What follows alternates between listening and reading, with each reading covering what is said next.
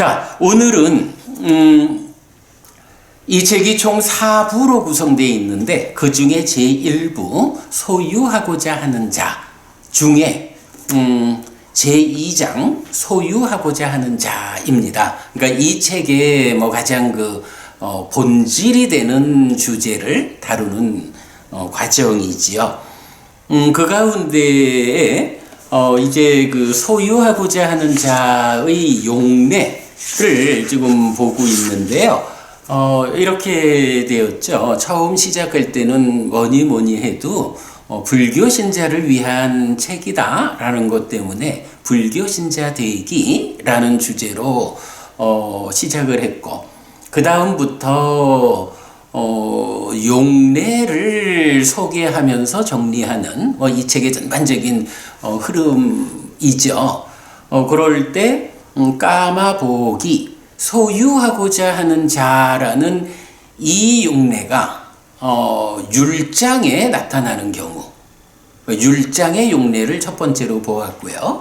그런가 하면 두 번째로는 까마보기라고 하는 이 용어가 사실은 까마보가라고 해서 소유하고자 함, 이 단어를 다시 명사화해서 까마보기라는 형태로 바꿔가지고 소유하고자 하는 자가 되기 때문에 이 용어를 구성하는 원 단어 까마보가 소유하고자 함이라는 단어는 또 어떤 용례를 가지는가 하는 것을 우리가 먼저 보아야 했죠. 그래서 그게 두 번째 경우가 되고, 그 다음에 이제 세 번째 경우로 지금 진행하는 소유하고자 하는 자 까마보기라는 이 용어가 경에는 어떻게 나타나고 있는가 라는 부분을 진행해 가고 있습니다.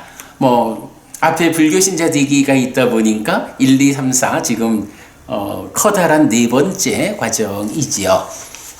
자, 그럴 때 까마보기의 경에서의 용례를 좀 크게 분류를 했죠. 그래서 첫 번째는 범행의 완성을 위한 구성원이란 측면에서 몇 개의 경전을 보았고요. 두 번째는 32가지 대인상, 그러니까 32상과 관련해서 설해지는 경들을 좀 보았고요. 그리고 세 번째는 이 책의 가장 중심되는 내용이다 이렇게 말씀드렸죠.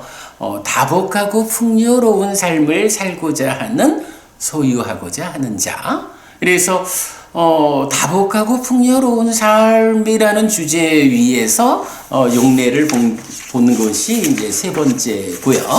그리고 지난주 연말에는 이제 네 번째 분류로서 소유하고자 하는 자가 어떤 경우에 칭찬받고 어떤 경우에 비난받는가. 그렇죠. 재물, 말하자면 돈을 버는 과정은 어떻고 쓰는 과정은 어떤가 라고 할 때 버는 과정에서 이렇게 칭찬받거나 비난받을 수 있다. 또 사용하는 경우에 이렇게 칭찬받거나 비난받을 수 있다. 해서 10가지 경우로 경이 제시하고 있는 내용 보았고요. 그러면서 이제 그랬을 때 그 경이 아예 경 이름이 까마보기 수땅에서 소유하고자 하는 자 경 이렇게 됐죠. 그리고 이어서 라시아경에서는 전법륜경과 유사한 형태로 또 다시 설명이 되었어요. 자, 그렇게 이제 쭉 소유하고자 하는 자의 그러니까 경의 용례를 쭉 보았고요. 오늘은 이제 경의 용례 중에 5번째 분류를 보려고 하는데, 주제가 빚입니다. 빚. 아무래도 세간살이를 하다 보면 이런저런 형편 때문에 좀 빚을 낼 수가 있죠. 내 좀 형편이 급한데 돈 좀 빌려주겠어? 뭐 이렇게 빚을 내게 되는데 이 빚이라는 것이 참으로 위험한 것이다. 그래서 어떻게 이 빚에 대해서 우리가 대응해야 하는지, 그리고 빚 없다라고 하는 것이 얼마나 중요한 일인지, 행복인지, 이런 주제를 설하는 두 개의 경이 있습니다. 오늘 우선 그 빚과 관련해서 설명하는 두 개의 경 먼저 보도록 하겠습니다. 자, 교재 119쪽입니다. 다시 한 번 더 좀 제가 소개를 해드려야겠네요. 지금 시간은 제가 지은 책입니다. 불교인문 1, 소유하고자 하는 자를 위한 가르침. 이 책을 읽고 보충하는 시간입니다. 그래서 이 시간에는 이 책이 꼭 필요하죠. 니까야.kr 저희 홈페이지 오시면 책을 구입할 수 있는 안내가 되어 있고, 경우에 따라서는 여러분 중에 내가 해피 스님한테 이 책을 한 권 선물 받고 싶다, 그러면 공부에 더 좋겠다 라고 생각하시면 홈페이지에 저의 연락처가 있습니다. 저한테로 연락 주시면 제가 이 책 선물해 드릴 수 있습니다. 그러니까 구매를 하셔도 좋고 저에게 선물을 받으셔도 좋고, 어떤 형태가 됐든 이 시간에는 이 책을 가지고 참여를 하셔야 공부를 더 잘할 수 있다, 이렇게 말씀드립니다. 자, 어쨌든 책의 119쪽 오늘 공부하겠습니다. 5.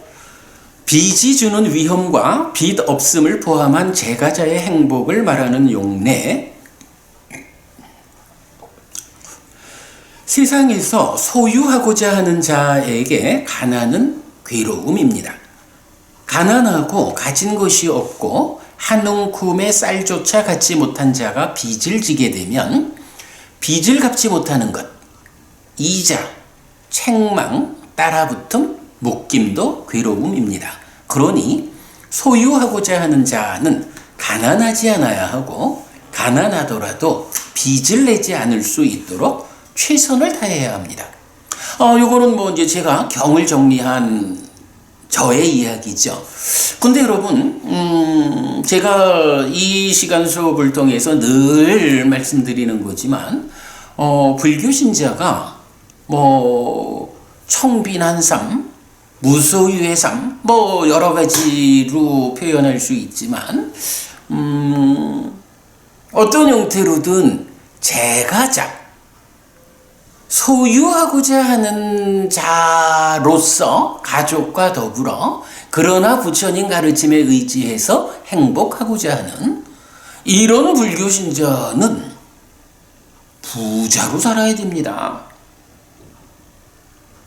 그래, 지난주 공부한 대로 부자가 되는데 어떻게 돈을 벌어가지고 부자가 돼서 어떻게 사용을 해야 잘하는 것일까? 라고 할 때 칭찬받는 경우와 비난받는 경우 부처님께서 가르쳐 주시잖아요. 가난하게 살아라라고 하는 것은 부처님이 제가의 제자, 소유하고자 하는 불교 신자에게 전혀 권하지 않는 일입니다. 그런 측면에서 오늘 우리가 보려고 하는 빚과 관련한 경들도 기본적으로 이런 입장을 제시하는 거예요. 세상에서 소유하고자 하는 자, 즉 가족과 더불어 세간살이를 하는 제가자에게 가난이라는 것은 괴로움이다. 그러니 가난하지 마라. 어떻게 가난하지 않을 것인가? 공부해라. 부처님이 답을 준다. 이게 이제 우리가 지금 해나가는 일이죠. 잠시 있다가 이제 경을 직접 봐도 경에서 이 표현을 직접 사용하고 있습니다. 자, 그래서 이제 어쨌든 소유하고자 하는 자에게 가난이라는 것은 괴로움이다.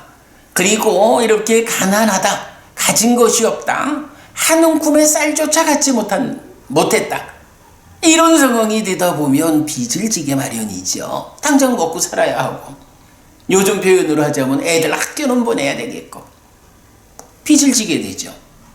그런데 이렇게 가난한 상태에서 빚을 지다 보면 빚을 갚지 못하게 되는 경우가 생기죠.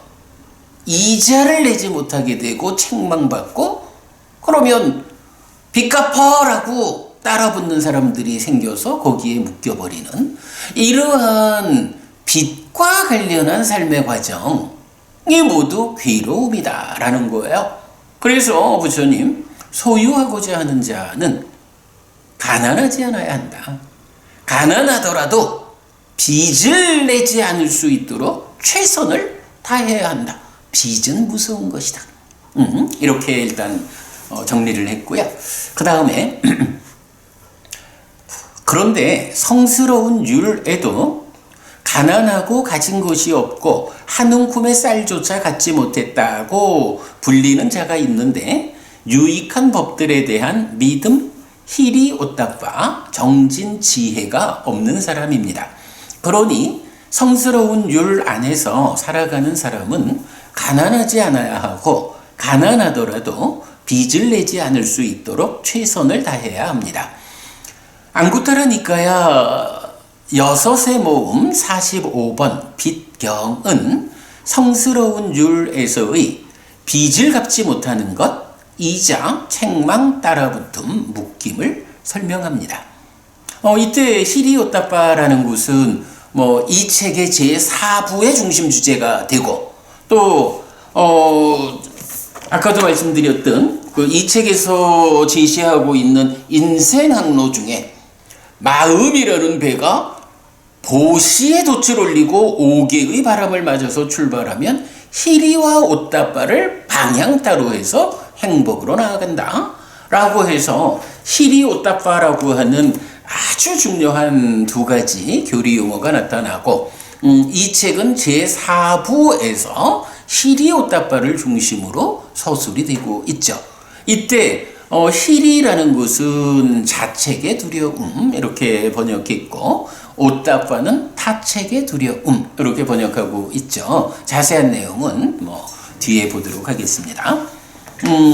어쨌든 이제 빚경은 성스러운 율에서의 빚을 갚지 못하는 거, 이자, 책망, 따라붙음, 묶임을 설명한다. 그런데 유익한 법들에 대해서 믿음과 희리, 오따빠, 정진, 지혜가 없는 사람, 이런 사람이 성스러운 율에서는 가난하고 가진 것이 없고 한 움큼의 쌀조차 갖지 못한 사람이라고 불린다. 성스러운 율에서라고 말하는데, 이 이야기는 부처님의 율 안에서 부처님의 가르침을 뒤따라 살아가고자 하는 그러한 삶의 방법 안에서 이런 이야기가 되죠. 성스러운 율, 그냥 쉽게 불교 신자들의 삶의 방식 이렇게 보시면 되겠습니다. 자, 이어서 믿음, 희리, 오따빠, 정진, 지혜의 5가지는 유학의 힘이라고 불립니다. 그리고 계와 보시를 더한 7가지는 7가지 재산으로 나타나는데, 왕도, 도둑도, 물과 불 등 자연재해도, 심지어는 죽음까지도 빼앗아 가지 못하는 재산이어서 금생과 내생 모두에서 행복한 삶을 위한 미천이 됩니다 라고 했어요. 믿음, 희리, 오따빠, 정진, 지혜 요 5가지가 유학의 힘이라고 불린다라는 거예요. 제4부에서 상세히 설명되니까 자세한 내용은 그때 보기로 하겠고요. 유학이라고 하면 누군가요? 부처님 제자 가운데 삼매를 깊이 성취한다라고 해서 유학이라고 하지 않죠. 삼매를 토대로 깨달음의 길, 존재라는 윤회하는 삶의 영역에서 벗어남의 과정으로 진입하면 그때 유학 이라고 해서 말하자면 공부하는 사람 이런 표현이죠. 그리고 그 벗어남의 과정이 완성되면 무학이라고 해서 더 이상 공부할 게 없는 사람, 아라한 되었다 이렇게 말하고, 그럴 때 이제 유학, 공부하는 사람의 범주를 예류자, 일례자, 불환자의 성자를 지칭하는 말로 쓰고 있죠.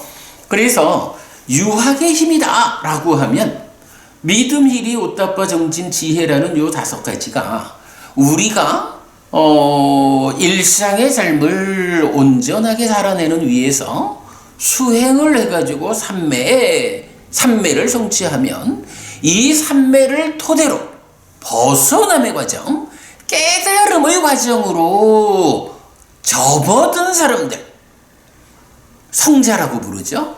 그 유학의 성자들이 유학일 수 있게 깨달음의 길에 들어서서 그 수행을 해나가는 힘이 되는 5가지다. 이렇게 표현하고요. 거기에 이제 계와 보시를 더하면, 그러면 믿음, 계, 보시, 희리, 오따빠, 정진, 지혜 7가지가 되죠. 요 7가지는 이제 7가지 재산이라고 또 교리적으로 분류가 되는데, 재미있어요. 이 7가지 재산은 왕도, 도둑도, 물과 불 등 자연재해도, 심지어는 죽음까지도 빼앗아가지 못한다. 예를 들어서 우리가 열심히 일해가지고 돈을 많이 벌었어요. 부자가 됐어요. 그러나 이 돈이라고 하는 이 재물, 이것은요 왕이 뺏어갈 수 있어요. 물론 말하자면 요즘도 세금 걷어가는 것도 다 같은 의미가 될 거고, 도둑이 훔쳐갈 수도 있고요. 물과 불이나 자연재해가 뺏어가는 거야. 요새 어젠가도 보니까 불이 나가지고 20몇 억의 재산 손실이 발생했다 이래 되는데, 다 이런 경우죠. 죽음이라고 하는 건 뭔가요? 작년에 이건희 회장께서 돌아가셨죠? 이건희 회장이 당신의 죽음에 처해가지고 그 많은 재산 중에 얼마를 들고 갔을까? 사실은 단돈 1원도 가져가지 못했잖아요.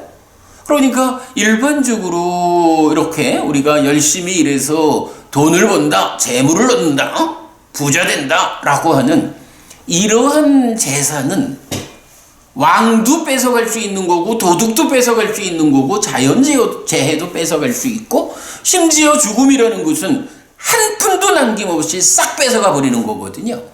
그런데 이런 믿음과 계와 보시, 희리, 오따빠, 정진, 지혜라고 하는 이 7가지 재산이라는 것은 이게 형상이 있는 거 아니에요.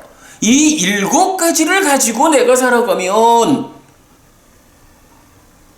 돈이 많은 사람보다 훨씬 더 나를 행복하게 해주는 특별한 재산인데, 이 재산이 물질적으로 헤아려지는 게 아니니까 왕도 그대가 믿음이 좋군요. 5계를 잘 지키고 믿음이 좋고 5계를 지니고 모시하고 희리 오따빠로서 살아가고 정진하고 지혜로운 사람인데 그 중에 10%는 세금으로 내시오. 못 뺏어간단 말이죠. 심지어는 죽는다 해도 내가 한평생 이 몸으로 살다가 몸이 무너져 죽었다 라고 하면 이 마음이 연기된 시기죠. 변화의 연장선 위에서 또다시 새로운 몸을 만나서 다음 생에 태어나서 살아가야 하는데, 그렇게 죽고 태어나는 상황에서도 이러한 7가지 재산은 뺏어가지 못하는 거예요. 죽음조차도 못 뺏어가는 거예요. 우리가 금생에 굉장히 좋은 조건으로 태어나서 그 조건 위에 또다시 좋은 업을 지어가면서 잘 살고 있다 라고 말하자면, 이게 바로 죽음도 뺏어가지 못하는 전생에 내가 믿음과 계와 보시와 희리와 오따빠, 정진과 지혜라고 하는 이런 7가지 재산을 많이 쌓아놨기 때문에 죽음조차도 나의 재산을 뺏어가지 못해가지고 내가 좋은 조건으로 태어나가지고 뭐 대부분 하늘에 태어나겠지만 하늘에 미치지 못한다 해도 인간으로 태어난다 해도 요즘 말로 금수저물고 태어난다 할까요? 좋은 조건으로 태어나죠.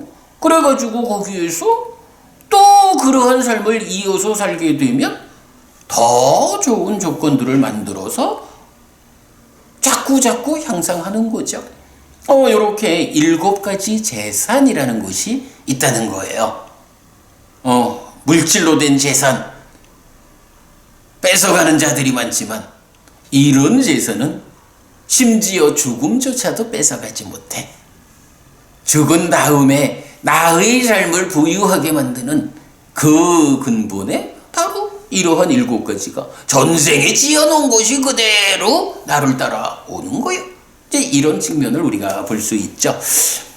아무튼 뭐 이렇게 5가지 유학의 힘에 이어가지고 7가지 재산 같이 좀 보았습니다. 자, 계속 보겠습니다. 한편 앙부타르니까야 내세모음 62번 빚 없음경은 소유하고자 하는 제가자가 얻어야 하는 4가지 행복을 말하는데 있음의 행복, 재물의 행복, 빚 없는 행복, 결점 없는 행복입니다.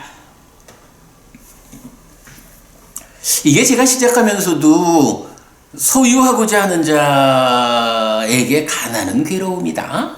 그래서 부처님 가르치면은 청빈하게 살아라든가 무소유의 삶을 살다든가 뭐 이런 가난함을 지향하는 어떤 가르침이 제가자한테 가족과 더불어 세간을 사는 소유하고자 하는 제자들에게 부처님은 그런 가르침을 설하지 않는다. 그러니까 지금 빚 없음 경에서는 소유하고자 하는 제가자라면 4가지 행복을 얻어야 한다 라고 말씀하시는데, 첫째가 무소유가 아니고 있음의 행복이요. 소유, 있음의 행복, 재물의 행복, 빚 없는 행복, 뭐 지금 주제죠. 그리고 결점 없는 행복. 예, 조금 이따가 경을 직접 소개해 드릴 거고요. 자, 이어갑니다. 특히 지금 이제 우리가 보는 게 빚경과 빚없음경이니까 앞에 소개한 앙구타라니까야 6의 모음의 45번 빚경은 몸으로 잘못된 행위를 하고 말로 잘못된 행위를 하고 마음으로 잘못된 행위를 하는 것을 빚을 갚지 못하는 것으로 비유하고, 넷의 모음 62번 빚 없음경은 나는 결점 없는 신업을 갖추고 결점 없는 구업을 갖추고 결점 없는 의업을 갖추었다. 신구의 3업이라고 행복과 만족을 얻는 것을 결점 없는 행복이라고 정의합니다. 그래서 이렇게 결점 없는 행복이 몸과 말과 마음으로 행위하는 신구의 3업이 악업을 짓지 않고 선업을 짓는 이것으로서 결점 없는 행복으로 연결이 되고 있다 라는 부분을 제가 정리를 했습니다. 자, 일단 빚이 주는 위험과 빚 없음을 포함한 제가자의 행복을 말하는 2가지 경, 이 2경의 내용을 제가 이렇게 좀 정리해서 소개해 드렸고요. 자, 이제부터는 2개의 경을 직접 읽어 드리도록 하겠습니다. 1번 앙부타라니까야 6의 모음 45번 빚경입니다. 120쪽이 됩니다. 비구들이여, 세상에서 소유하고자 하는 자에게 가난은 괴로움이다. 그렇습니다, 대덕이시여. 비구들이여, 어떤 가난하고 가진 것이 없고 한 움큼의 쌀조차 갖지 못한 자가 빚을 진다. 비구들이여, 세상에서 소유하고자 하는 자에게 빚을 갚지 못하는 것도 괴로움이다. 그렇습니다, 대덕이시여. 비구들이여, 어떤 가난하고 가진 것이 없고 한 움큼의 쌀조차 갖지 못한 자가 빚을 진 뒤에 이자를 내기로 한다. 비구들이여 세상에서 소유하고자 하는 자에게 이자도 괴로움이다. 그렇습니다. 대덕이시여. 비구들이여 이자를 내기로 한 뒤 제때에 이자를 내지 못하는 가난하고 가진 것이 없고 한 움큼의 쌀조차 갖지 못한 자를 그들은 책망한다. 비구들이여 세상에서 소유하고자 하는 자에게 책망도 괴로움이다. 그렇습니다. 대덕이시여. 비구들이여 갚지 못하는 가난하고 가진 것이 없고 한 움큼의 쌀조차 갖지 못한 자 책망받는 자를 그들은 따라붙는다. 비구들이여 세상에서 소유하고자 하는 자에게 따라붙음을 당하는 것도 괴로움이다. 그렇습니다. 대덕이시여. 비구들이여 갚지 못하는 가난하고 가진 것이 없고 한 움큼의 쌀조차 갖지 못한 자 따라붙음을 당하는 자를 그들은 묶는다. 비구들이여 세상에서 소유하고자 하는 자에게 묶이는 것도 괴로움이다. 그렇습니다. 대덕이시여. 비구들이여 이렇게 세상에서 소유하고자 하는 자에게 1. 가난도 괴로움이다. 2. 빚을 갚지 못하는 것도 괴로움이다. 3. 이자도 괴로움이다. 4. 책망도 괴로움이다. 5. 따라붙음을 당하는 것도 괴로움이다. 6. 묶이는 것도 괴로움이다. 비구들이여 이처럼 누구든지 유익한 법에 대해 믿음이 없고 유익한 법들에 대해 자책의 두려움이 없고 희리 유익한 법들에 대해 타책의 두려움 오따빠가 없고 유익한 법들에 대해 정진이 없고 유익한 법들에 대해 지혜가 없는 자는 비구들이여 성스러운 율에서 가난하고 가진 것이 없고 한 움큼의 쌀조차 갖지 못한 자라고 불린다.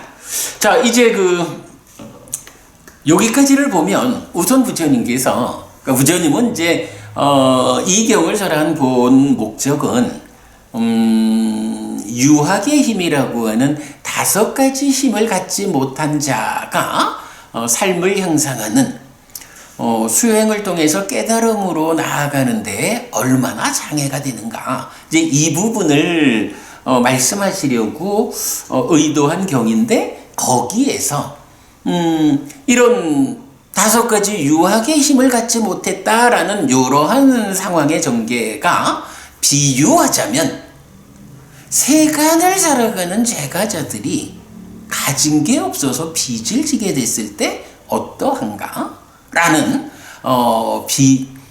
제가자의 삶의 비유를 해서 부처님 말씀을 하시는 거거든요.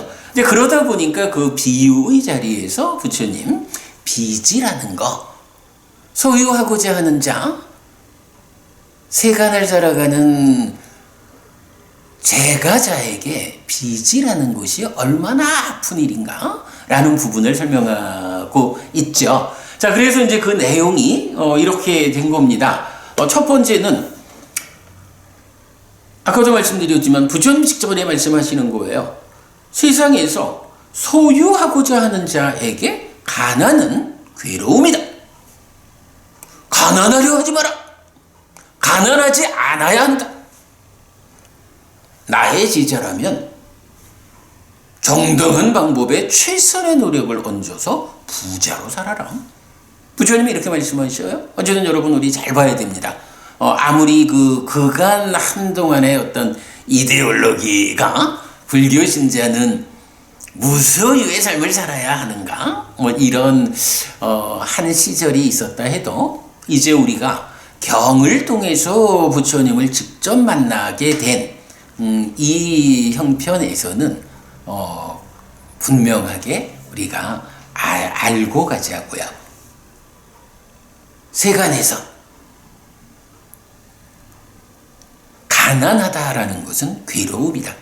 불교 신자는 정당한 방법에 최선의 노력을 얹어가지고 부자로 살아야 하는 거지 가난한 삶을 추구하지 않는다. 이 부분 우리 명확히 하고 가자고요.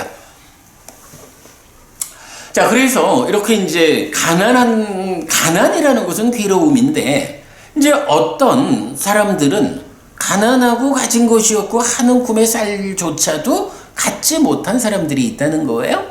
그런데 그런 사람들이 어떻게 해요? 당장 먹고 살아야 되니까 뭐 애들 학교는 보내야 되니까 이러이러한 일 때문에 빚을 지게 된다는 거죠. 그러면 빚을 지면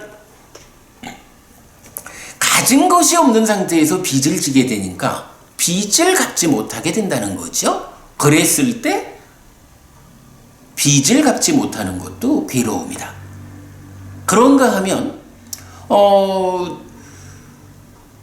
빚을 지게 되면 당연하게 이자를 내야 되죠.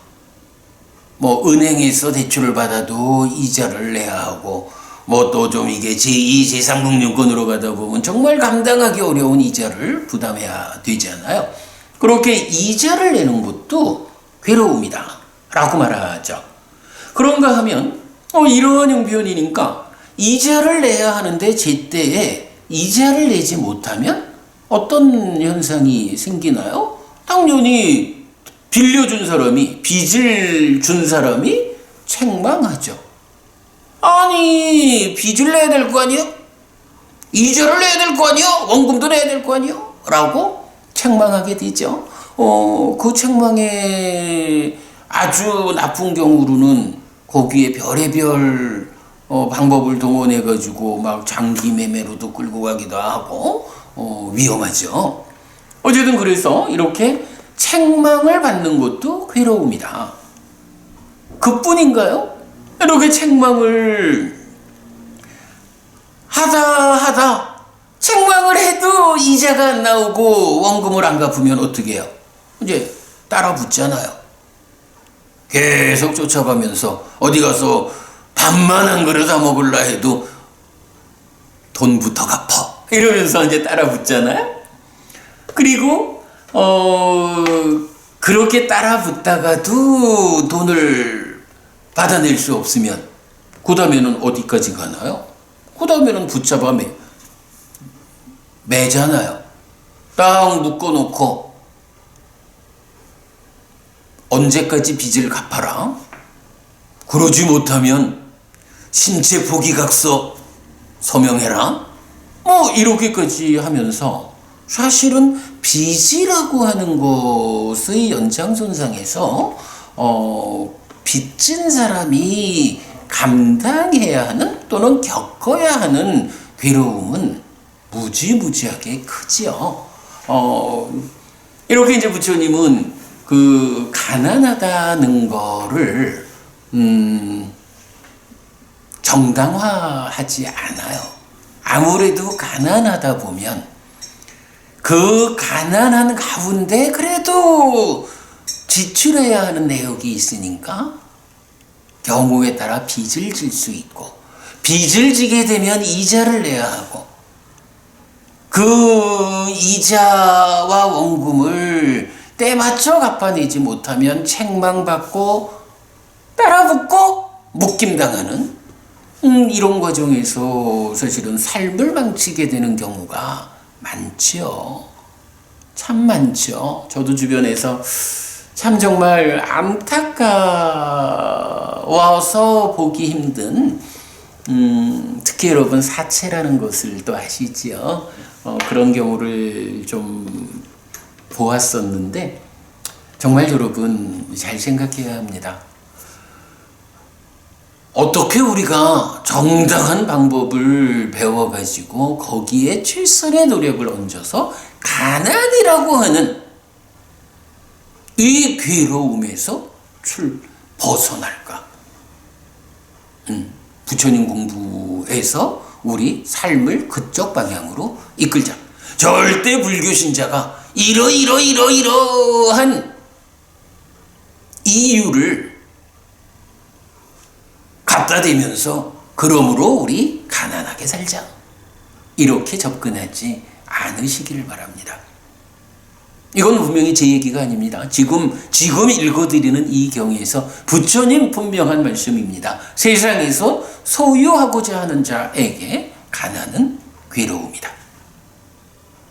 네, 이 부분 우리가 분명히 보면 좋겠고요. 자, 이렇게 이제 제가자들, 소유하고자 하는 자에게는 가난으로부터 출발해가지고 묶임에 이르는 이런 6단계의 괴로움의 전개가 있는 거예요. 이제 요렇게 설명을 하고는 이제 부처님은 이어가지고, 성스러운 줄에서 부처님 가르침에 의해서 삶을 양상하리라 라고 하는 이러한 사람들이 이제 5가지 유학의 힘을 갖추지 못한다 라고 하면 이것은 그야말로 제가의 삶에 견주자면 가난하고 가진 것이 없고 한 움큼의 쌀조차 갖지 못한 자와 같다 라고 해서 이제 제가자에게 가난과 관련한 문제를 설명하신 것을 그대로 출가자에게 어떻게 공부를 운영해 가야 하는지, 공부가 제대로 준비되지 않으면 어떤 문제 상황들이 뒤따르는지 이런 부분을 설명하고 있죠. 자, 계속 보겠습니다. 자, 이렇게 5가지 유학의 힘을 갖추지 못한 자는 성스러운 율에서 가난하고 가진 것이 없고 한 움큼의 쌀조차 갖지 못한 자라고 불린다. 비구들이여, 그런 가난하고 가진 것이 없고 한 움큼의 쌀조차 갖지 못한 자가 유익한 법들에 대해 믿음이 없고 유익한 법들에 대해 자책의 두려움이 없고 유익한 법들에 대해 타책의 두려움이 없고 유익한 법들에 대해 정진이 없고 유익한 법들에 대해 지혜가 없을 때. 자, 어쨌든 이게 보면 이렇게 5가지 유학의 힘을 갖추지 못한 자가 가난한 자인데, 이 가난하다라는 상태에서 역시 그 5가지 유학의 힘이 없을 때라고.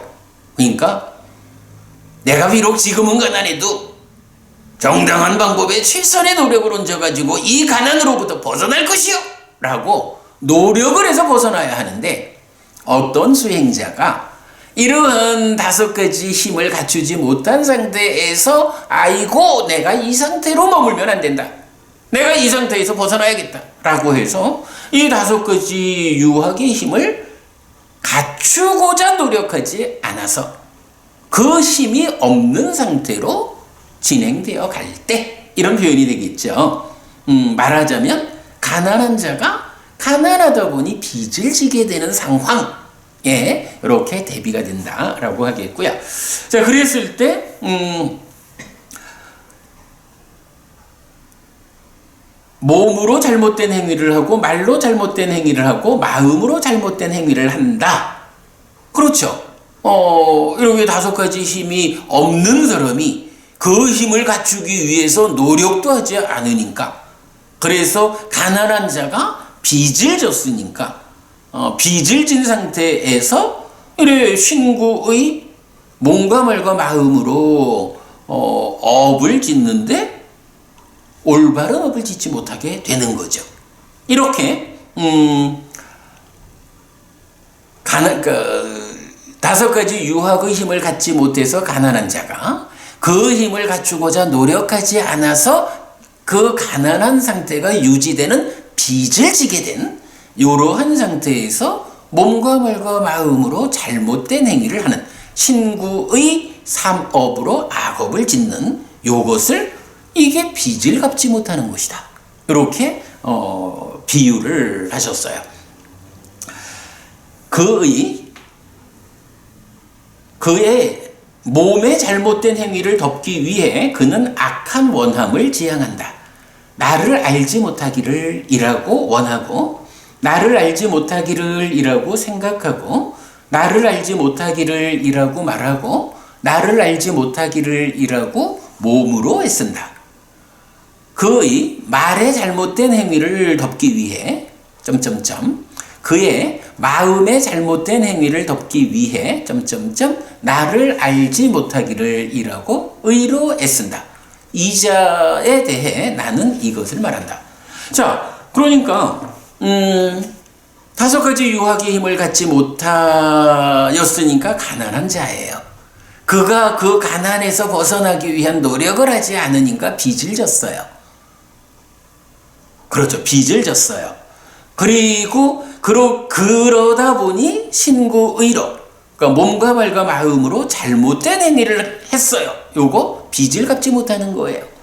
그렇게 빚을 갚지 못한 상태가 되고는 아이고, 이것도 사실은 정상적으로 말하면 내가 잘못된 행위를 했구나 하면 반성하고 대중들에게 내가 이러이러한 잘못을 범했습니다. 앞으로 이러한 잘못을 범하지 않겠습니다. 라고 해서 청정으로 돌아와야 되는데, 출가자 이야기죠. 그러지 못하고 오히려 거기에서 악한 원함을 갖는 거예요.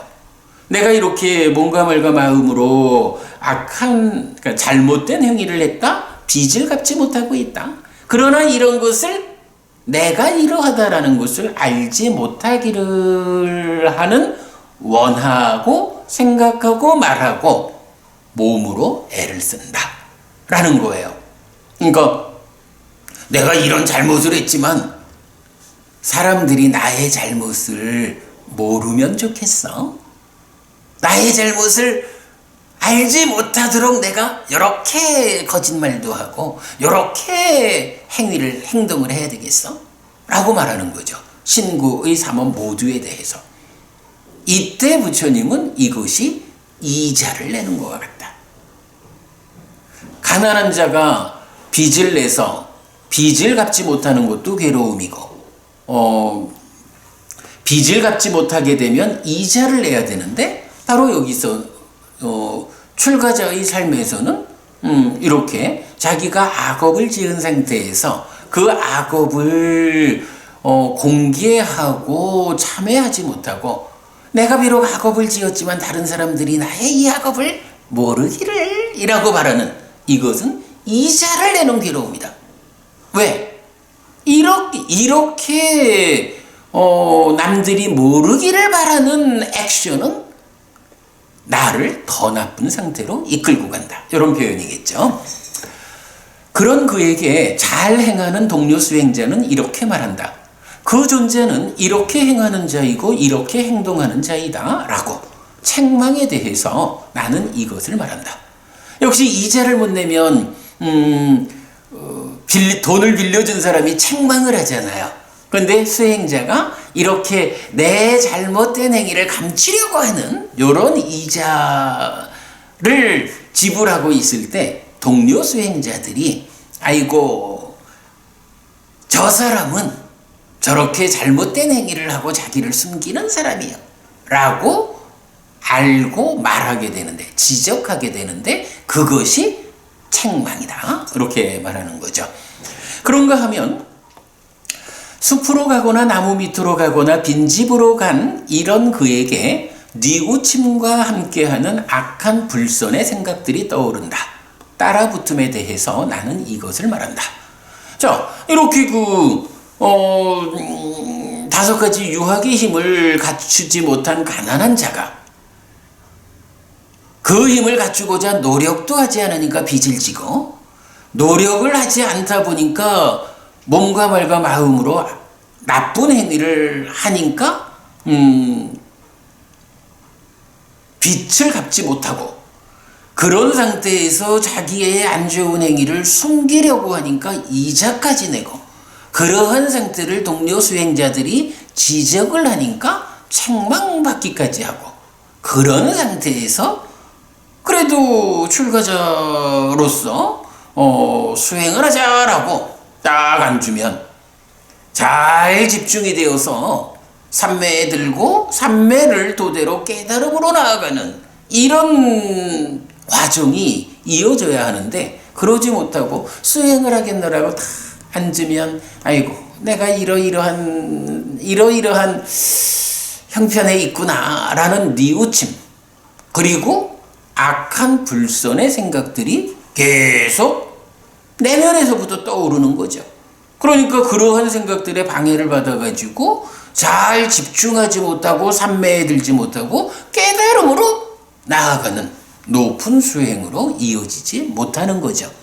요 부분이 세간에서 가난한 자가 빚을 내었을 때 빚쟁이들이 따라붙는 그것과 같다. 뉘우침과 함께하는 악한 불선의 생각들이 계속 따라붙는다. 그래서 마음이 집중되지 못하고 삼매를 성취하지 못하고 깨달음으로 나아가지 못한다. 이렇게 말하는 거죠. 비구들이여, 이런 가난하고 가진 것이 없고 한 움큼의 쌀조차 갖지 못한 그 자가 몸으로 잘못된 행위를 하고 말로 잘못된 행위를 하고 마음으로 잘못된 행위를 한 뒤에 몸이 무너져 죽은 뒤 지옥의 속박에 묶이고 축생의 모태의 속박에 묶인다. 비구들이여, 지옥의 속박이거나 축생의 모태의 속박처럼 이렇게 단단하고 이렇게 혹독하고 이렇게 위없는 육아 안온의 성취에 장애가 되는 다른 어떤 속박도 비구들이여 나는 보지 못한다. 그러니까 그렇죠.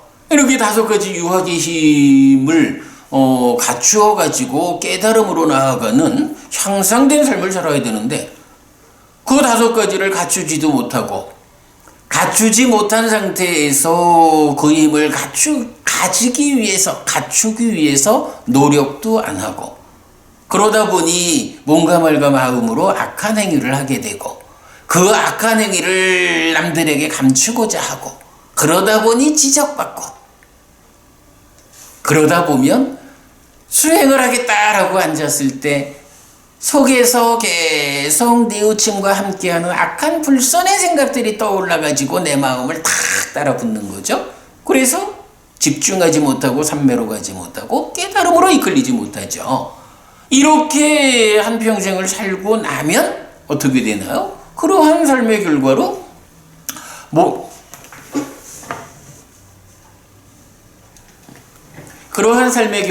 몸이 무너져 죽은 뒤에는 지옥의 속박에 묶이고 축생의 모태의 속박에 묶인다. 그렇게 살았으니까 지옥 가거나 짐승으로 태어난다. 이렇게 말하는 거고요. 이렇게 지옥에 태어났거나 짐승으로 태어났거나 라는 이것 자체가 커다란 속박이어서 그야말로 깨달음으로 나아가야 하는 이러한 삶의 가장 큰 장애가 된다. 이렇게 말하는 거죠. 네, 좀 쉽지 않은 주제이기는 합니다만은 일단은 이 빚경을 통해서 우리가 이런 내용을 알 수 있었어요. 기본적으로 제가자, 소유하고자 하는 자는 가난하지 않아야 한다.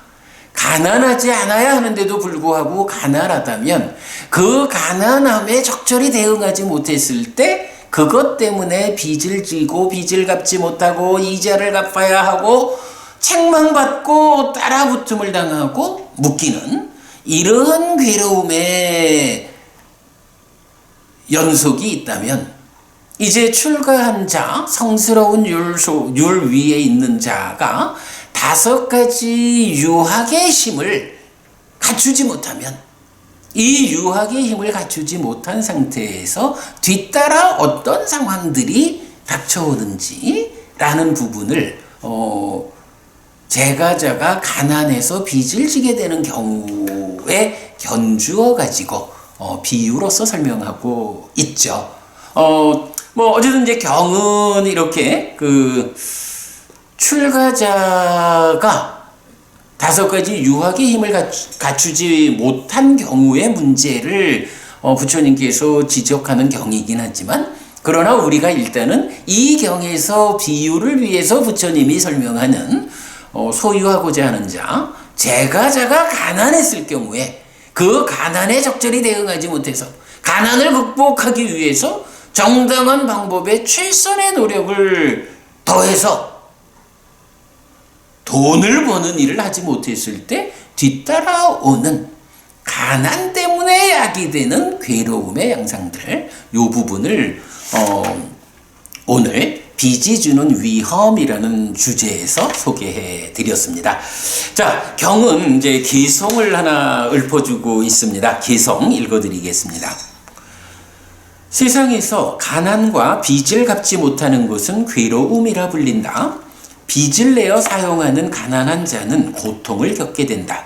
그것 때문에 그들은 그를 따라붙고 그는 묶인다. 소유의 대상을 얻고자 갈망하는 자에게 이렇게 묶이는 것은 참으로 괴로움이다. 그와 같이 성스러운 율에서 믿음이 없고 자책의 두려움이 없고 타책의 두려움이 없고 악한 업을 결정 짓는 자는 신으로 잘못된 행위를 하고 구로 잘못된 행위를 하고 의로 잘못된 행위를 한 뒤 나를 알지 못하기를 이라고 원한다. 그는 신과 구와 의로 게으르고 여기저기서 거듭하여 악한 업을 증장시킨다. 악업을 짓는 어리석은 그는 알면서 악업을 짓는다. 빚을 내어 사용하는 가난한 자는 고통을 겪게 된다. 의의 괴로움에 대한 사유들이 그를 따라붙고 마을에서나 숲에서나 뉘우침이 생긴다. 악업을 짓는 어리석은 그는 알면서 악업을 짓는다. 어떤 모태에 들거나 혹은 지옥에 묶인다. 이렇게 묶이는 것은 참으로 괴로움이다. 현명한 자는 그것에서 벗어난다. 현명한 자는 그것에서 벗어난다. 법답게 얻어진 재물에 의한 보시는 마음을 깨끗하게 한다. 믿음이 있는 제가의 삶을 바라는 자에게 금생의 이익과 내생의 행복, 양면의 얻음이 있다. 이렇게 제가자들에게 보시는 공덕을 늘어나게 한다. 이처럼 성스러운 율에서 믿음이 확고하고 자책의 두려움이 있고 타책의 두려움이 있고 지혜롭고 계로 단속하는 사람은 개발된 느낌인 행복을 얻고 평정에 확고하여 성스러운 율에서 행복하게 사는 자라고 불린다.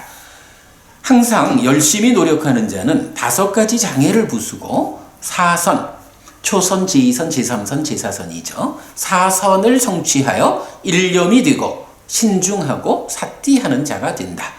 이렇게 모든 족쇄의 부서짐에 대해 있는 그대로 안 뒤에 모든 것에 집착하지 않아 바르게 마음이 해탈한다. 그 바르게 해탈한 자에게 만약 존재의 족쇄의 부서짐에 대해 나에게 부동의 해탈이 있다라는 그런 알미 있다면 이것이 무위의 알미고 이것이 위 없는 행복이고 이것이 슬픔 없고 오염 없고 안온인 최상의 빛 없습니다. 네, 기송은 굉장히 좀 어려운 주제, 그러니까 많은 이야기를 압축해서 소개하는 것이 기송이니까 좀 어렵죠. 그래도 우리가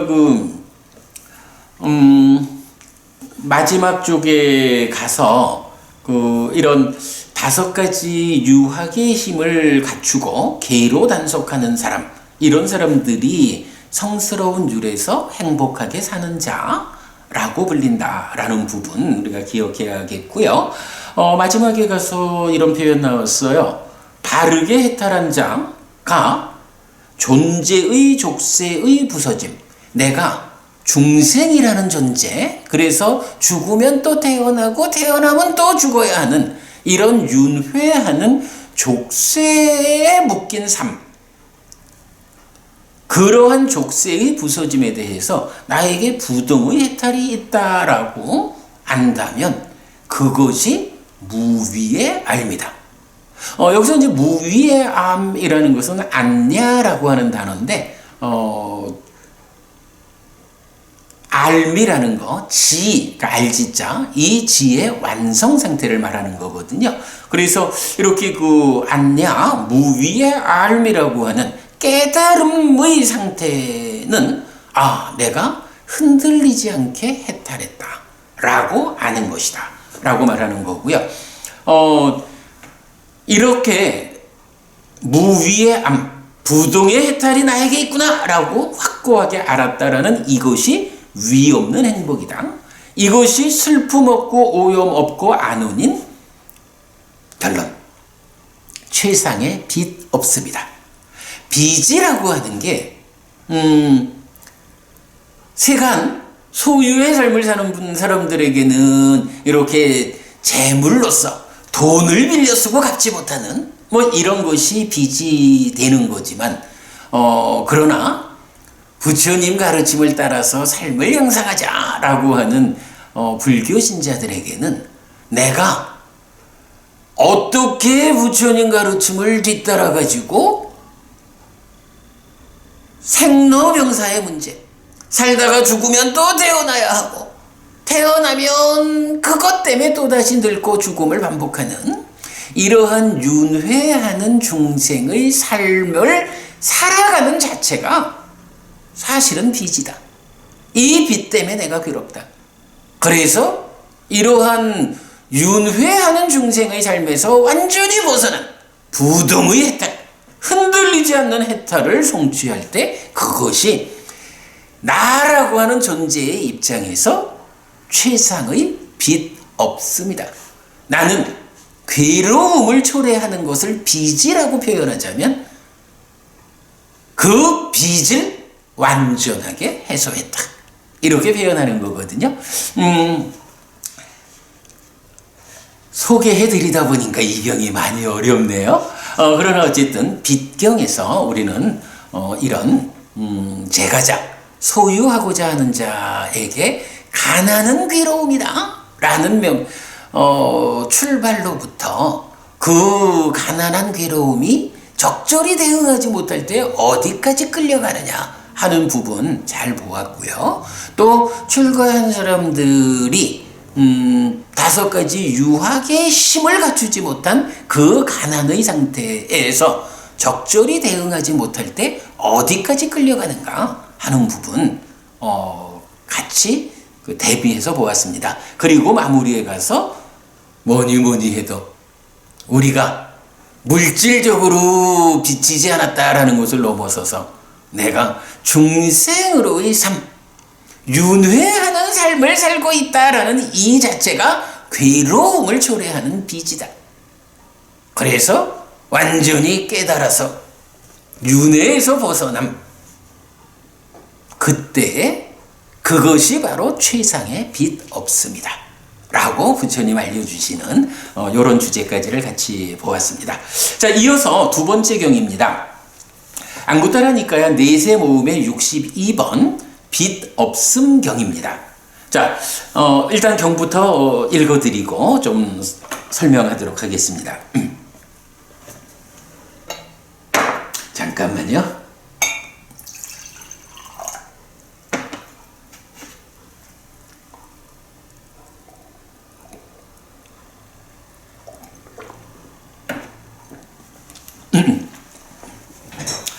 빚 없음 경. 장자여, 소유하고자 하는 제가자가 적절한 때, 적절한 경우에 붙잡아 얻어야 하는 이런 4가지 행복이 있다. 무엇이 넷인가? 있음의 행복, 재물의 행복, 빚 없는 행복, 결점 없는 행복이다.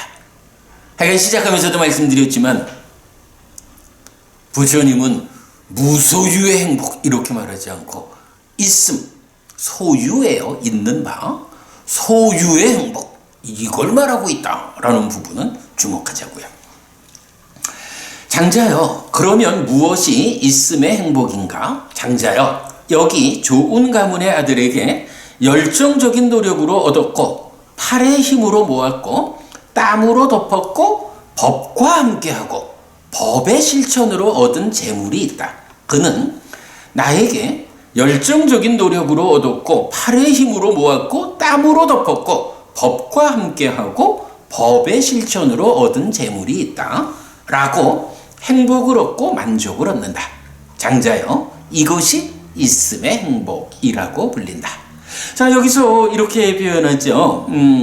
열정적인 노력으로 얻고 팔의 힘으로 모았고 땀으로 덮었고 법과 함께하고 법의 실천으로 얻은 재물이 있다라고 했거든요. 이러한 재물을 제가 어떻게 표현하는 건가요?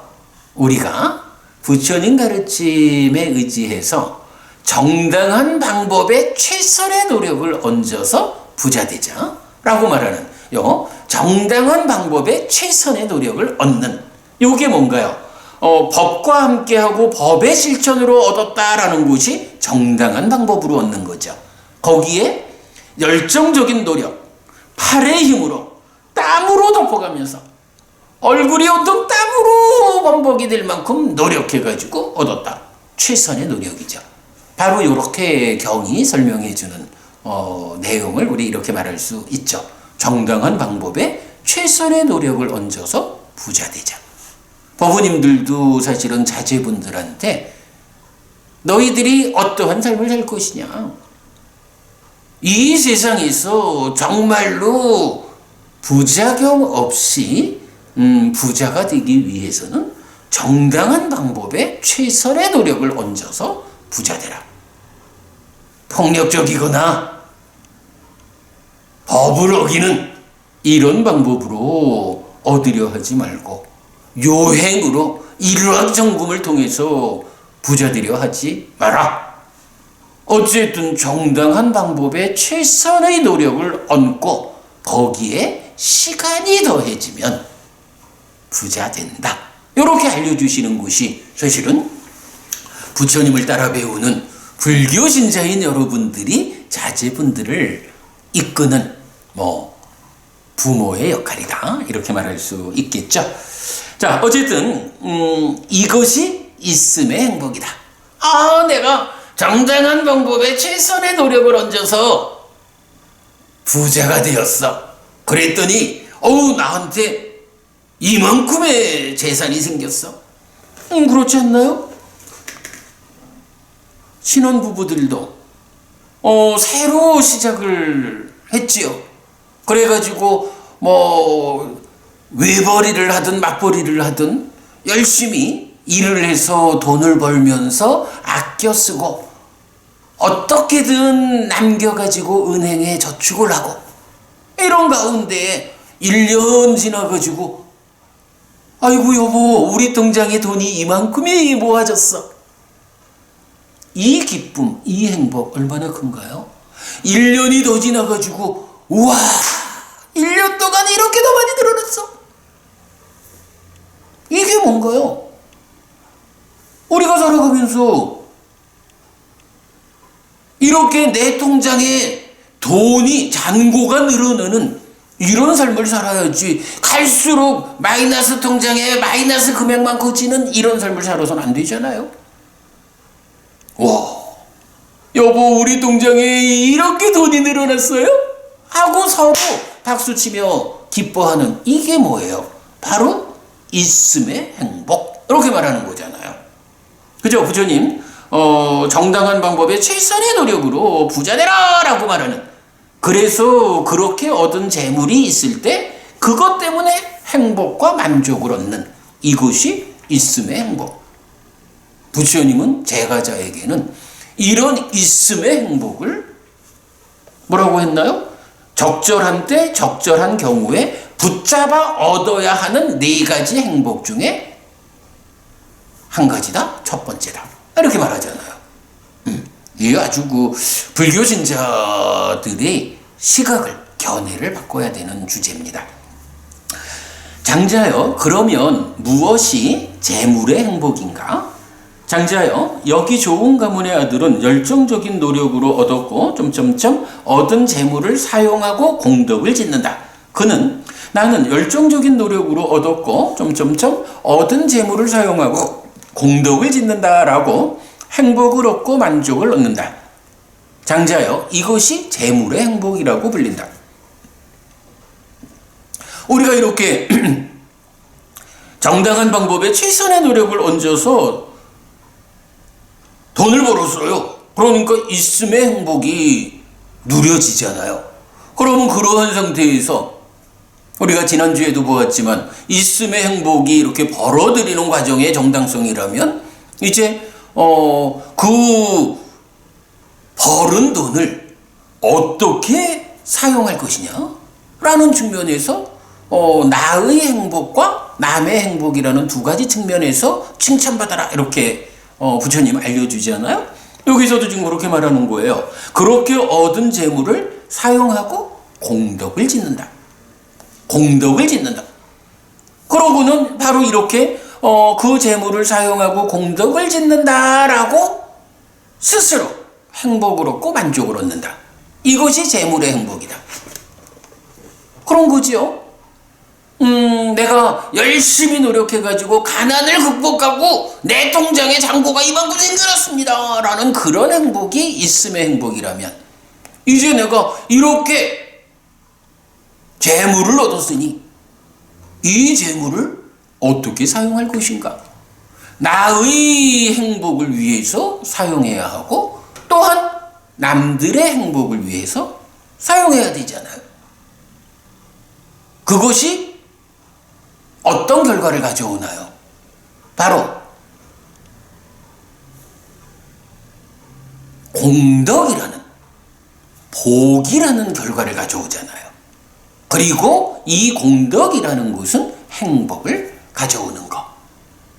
이렇게 이 책에서도 이제 뒤이어 나옵니다만은, 업이라는 것이 행복을 가져오는데 사실은 직접 행복을 가져오는 게 아니죠. 업은 공덕을 만들고, 공덕이 무엇이냐? 행복을 가져오는 것이다 라고 해서 업과 행복의 매개 역할을 공덕이 하는데, 이 공덕이라는 것이 어떻게 지어지는 것이냐 라고 하니, 기본적으로 제가자들의 공덕은 오개를 지니는 것과 보시라고 하는 마의 배에 보시의 돛을 올리고 오개의 바람을 맞아 출발하는 이 보시와 오개라고 하는 두 가지를 빼놓고 말할 수 없잖아요.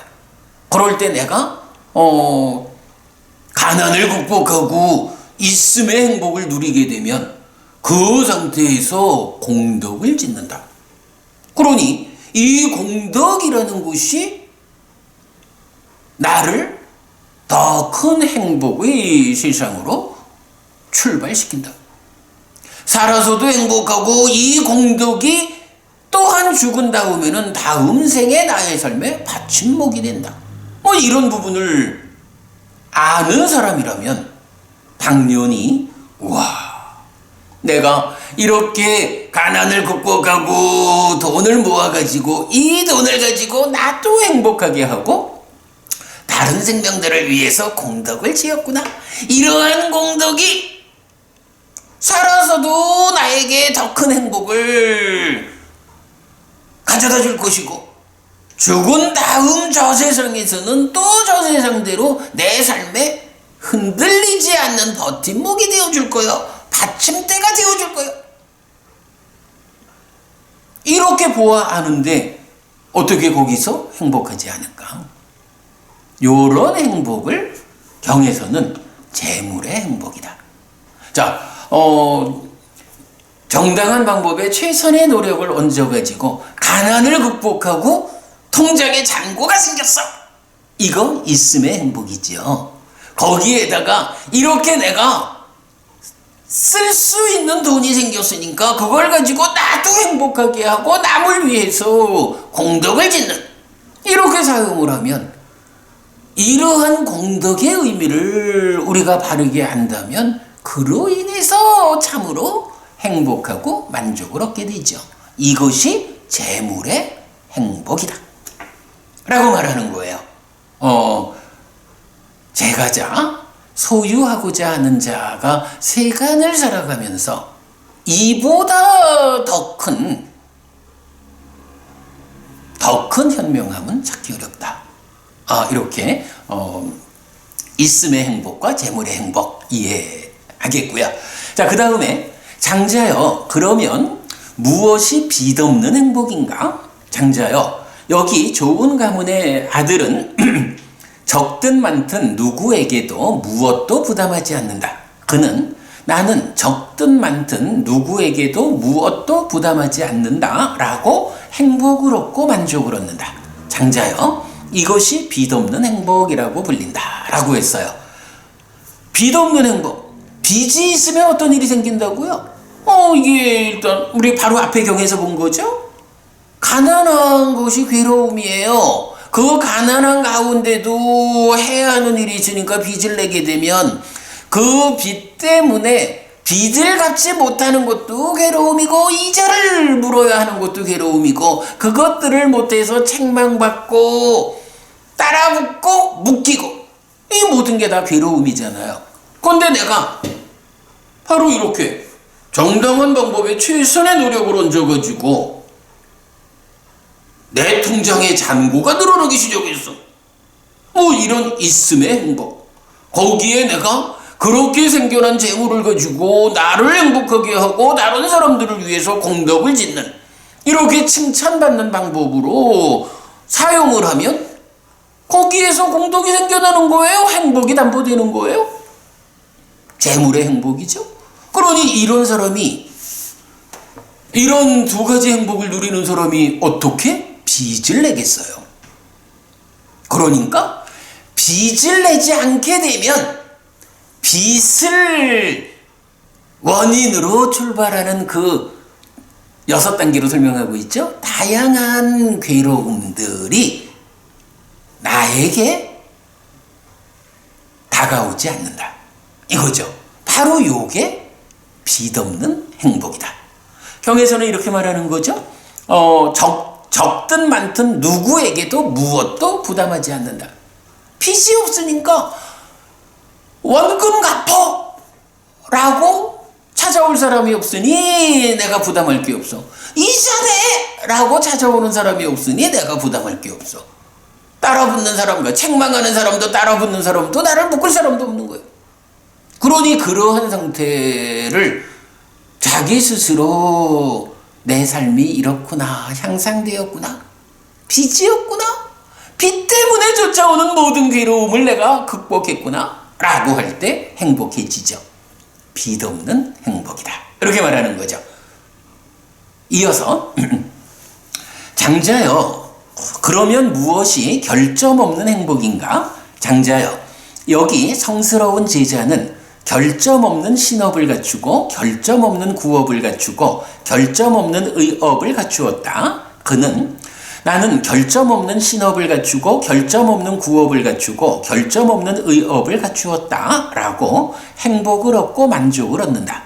장자여, 이것이 소유하고자 하는 제가자가 적절한 때 적절한 경우에 붙잡아 얻어야 하는 4가지 행복이다 라고 해요.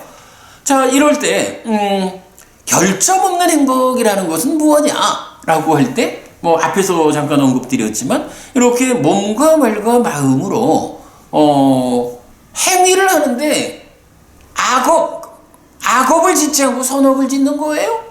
내가 이러한 행위를 원인으로 누구한테 손가락질 받을 일이 없어요. 이러한 행위를 원인으로 재물적인 손실을 볼 일이 없어요.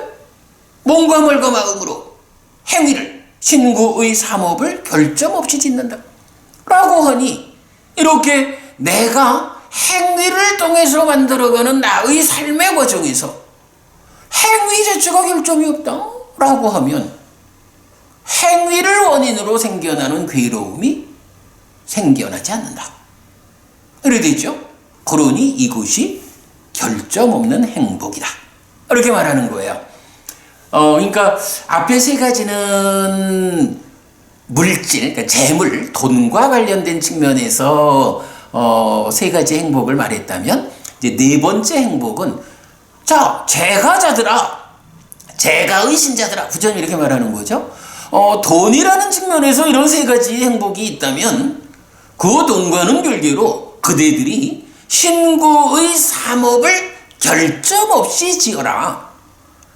업을 바르게 짓는 것이 돈을 잘 벌어서 잘 쓰는 그 측면에서 행복이 생겨나는 만큼 바르게 사는 일 또한 그 자체가 행복이다.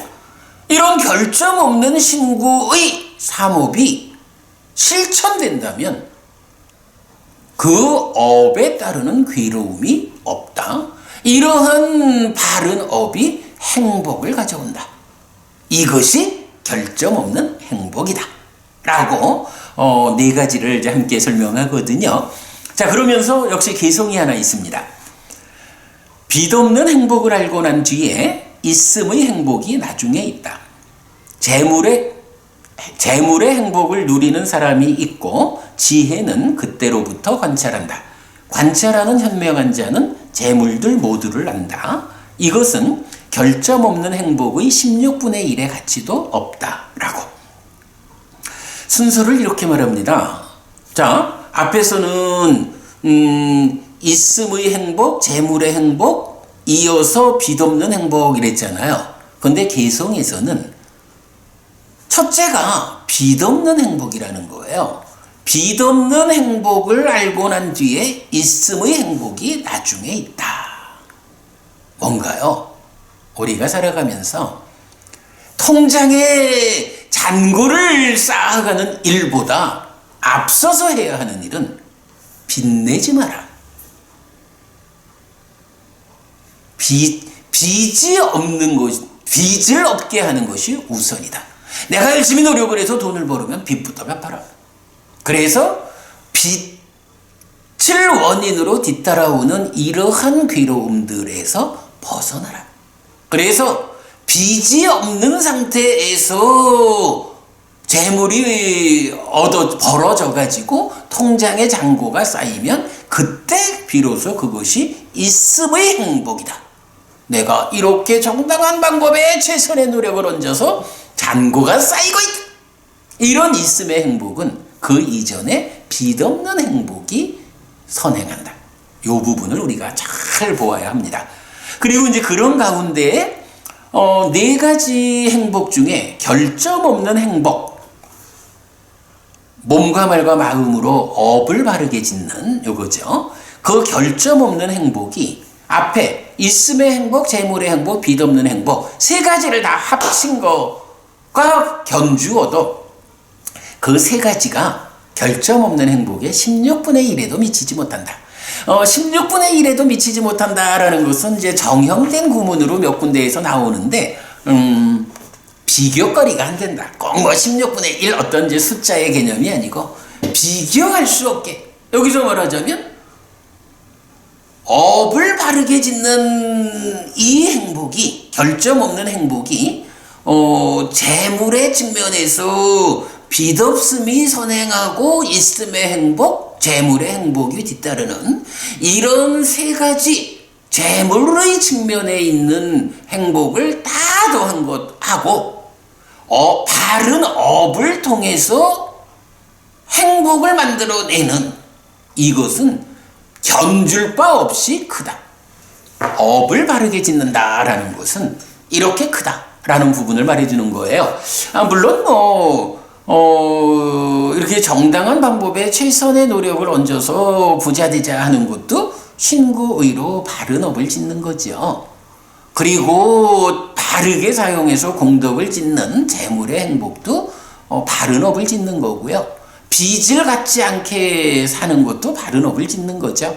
그러나 우리가 몸과 말과 마음으로 바른 업을 짓는다라고 하는 것이 꼭 이렇게 물질의 영역, 돈을 버는 일 여기에만 국한되지는 않죠. 훨씬 더 넓은 영역에서 우리가 몸으로, 말로, 마음으로 업을 짓죠. 그럴 때 이 업에서 결점이 없는, 업을 통해서 괴로움을 만들지 않는 그러한 행복은 이런 물질, 돈과 관련해서 얻어지는 세 가지 행복하고는 견줄 수 없게 크다. 어쨌든 바른 업을 지어라. 악업을 지으면 안 된다. 십선업을 지어라. 이렇게 이제 알려주고 있어요.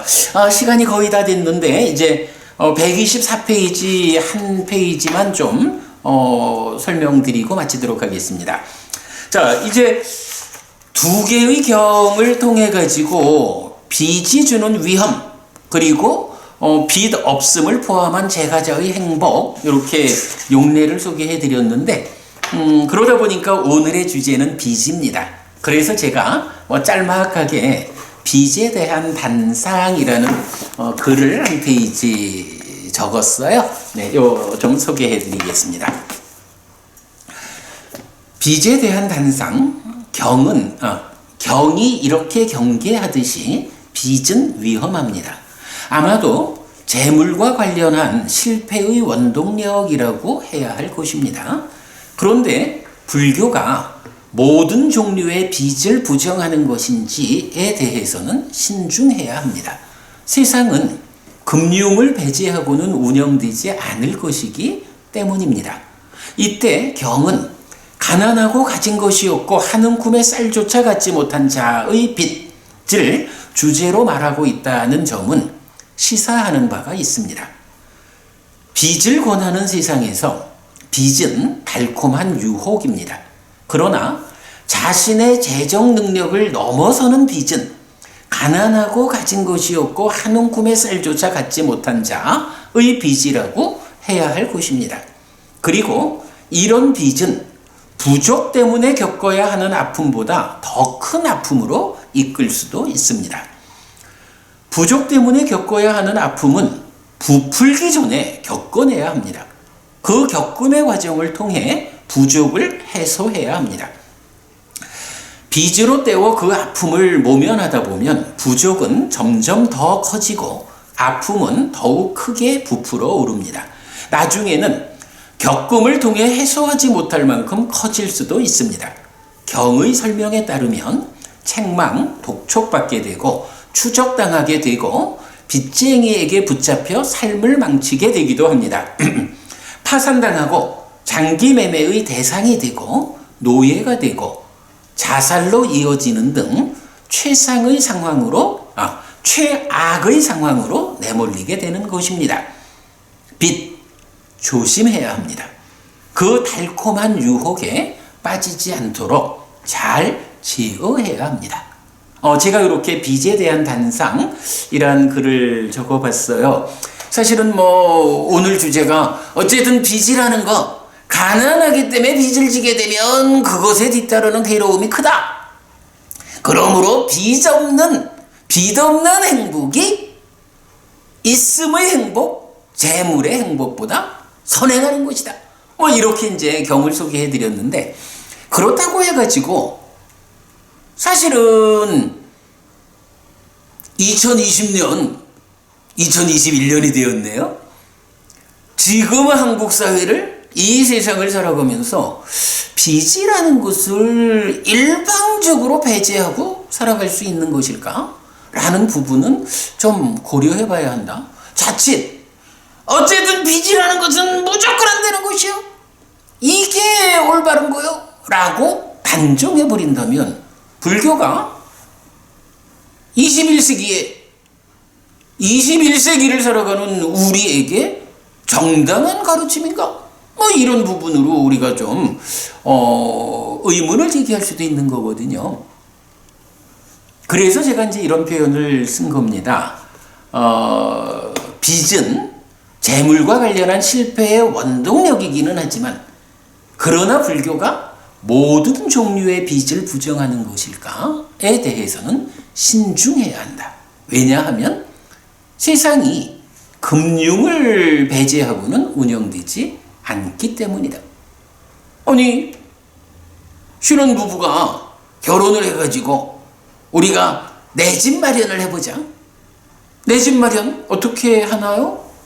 일반적으로는 저축을 들어가면서 또 청약도 해나가고 하다가 아파트가 당첨이 된다, 또 어떤 형태로든 집을 마련한다 라고 할 때 집값을 100% 준비해가지고 집을 사기 어려운 것이 현실이니까, 그러니까 이 집을 담보로 또 어떤 그러해가지고 은행에서 집과 관련해가지고 대출을 받아가지고 집을 사잖아요. 그리고는 살아가면서 성실하게 일해가지고 돈을 벌어가지고 대출을 갚아가면서 얼마의 시간이 지나서 그 대출을 다 갚아버리고 나면 그때 빚이 없는 상태에서 내 집 마련이 되는 거잖아요. 사실은 금융이라고 하는 것이 우리 사회에서 이런 역할을 해주고 있단 말이죠. 내 집 마련뿐인가요? 사업하는 분들도, 사업하는 사람들이 참 조심해야 하는 것이 빚이겠지만, 그러나 또 사업을 유지하자, 확장하자, 새로운 분야로 진출을 하자, 이래야 할 때 어떻게 내가 가지고 있는 현금의 범위만큼에서 사업을 진행해 나갈까? 그렇진 않잖아요. 사업이라고 하는 것이 어떤 아이디어를 가지고 있느냐 하는 자체도 돈으로 계산되지 않는 자본이죠. 그러할 때 금융과의 관계라는 것이 과연 일방적으로 배제되어야 하는 빚일까? 라는 점을 우리가 좀 신중하게 고민해보자. 제가 볼 때 그렇지는 않은 것 같다. 그래서 경이 말하는 가난하고 가진 것이 없고 한 움큼의 쌀조차 갖지 못한 자의 빚이 이 두 개의 경의 주제가 되고 있다. 라는 부분을 제가 말씀을 드리는 거예요. 신혼부부가 내 집 마련을 하자라고 하면서 당장 수입이 없는데도 은행이 대출을 안 해주겠지만 그래도 대출을 받아가지고 뭐 계약을 했다 라고 하면 머지않아서 닥쳐오는 일이 뭔가요? 그 대출 받은 돈을 지속적으로 갚아나가는 능력이 안 되면 감당할 수 없잖아요. 내 집 마련이 안 되죠. 그러니까 결국은 은행의 대출금을 상환해 갈 수 있는 나의 능력, 우리의 능력이 확보돼야 그 일을 할 수 있잖아요. 바로 그런 부분이에요. 가난하고 가진 것이 없고 한 움큼의 쌀조차 갖지 못한 자의 빚. 이것은 이렇게 삶을 괴로움으로 이끈다. 이런 점에서 금융을 중심으로 유지되어가는 21세기를 살아가면서 빚경 빚없은 경 보라고 빚을 내면 안 되지 라는 것만을 획일적으로 적용하는 것은 아닌 것 같다. 내가 정말로 가난하고 가진 것이 없고 한 움큼의 쌀조차 갖지 못한 자인가? 라는 측면에서 내가 내 집 마련을 위해서 이만큼의 대출을 받는 것은 나는 그 정도는 감당할 수 있는 가난하고 가진 것이 없고 한 움큼의 쌀조차 갖지 못한 자의 영역을 넘어서 있다 라고 판단될 때 대출을 받아서 집도 살 수 있고 그러한 준비가 되었을 때 대출을 통해서 사업을 확장할 수도 있고 이렇게 우리가 판단해야 하는 부분을 저는 이제 말씀드리고 싶은 거예요. 빚에 대한 단상입니다. 분명히 빚이라고 하는 것이 이렇게 괴로움으로 이끈다는 것. 그래서 빚 없는 행복이라는 게 부처님에 의해서 강조되고 있다라는 거. 이러한 가르침이 획일적으로 적용되어 가지고 금융을 중심으로 살아가는 21세기에서 요만큼도 빚은 허용되지 않는다. 이렇게 보는 것은 좀 적절하지 않다. 그래서 가난하고 가진 것이 없고 한 움큼의 쌀조차 갖지 못한 자의 빚이 주제가 되는 것이다. 요 내용이 지금 우리 삶에는 어떻게 적용될 것인가? 라는 부분을 제가 신혼부부가 내 집 마련하는 이런 부분을 좀 예로 들어가면서 설명을 해드렸는데, 이런 부분 여러분 좀 잘 저의 단상 이해해 주시면 좋겠습니다. 어쨌든 마무리는 제가 그랬습니다. 빚 조심해야 합니다. 그 달콤한 유혹에 빠지지 않도록 잘 제거해야 합니다. 네, 시간이 되었네요. 아이고, 또 6분을 초과했네. 죄송합니다. 이제 마치겠습니다. 오늘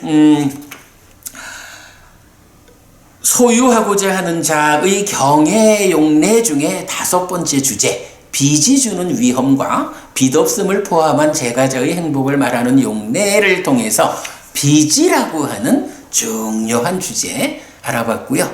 또 그 중에 분명하게 우리가 특히 불교 신자가 견해를 바르게 해야 하는 바른 시각을 가져야 하는 것. 부처님은 결코 제가 신자들에게 무소유의 삶을 요구하지 않는다. 있음의 행복, 이 부분 정당한 방법에 최선의 노력을 얹어서 부자 되라. 그대의 통장의 잔고가 자꾸 쌓이는 그러한 행복을 제가자들은 누려야 한다 라고 부처님이 알려주신다는 거, 요거 꼭 기억하시기로 하고요. 오늘 공부 마치도록 하겠습니다. 예, 뭐 다음 주에 또 뭐 이어지는 그 진도를 나가기로 하고요. 뭐 시간이 다 되다 보니까 인사도 그만하고 마쳐야 되겠습니다.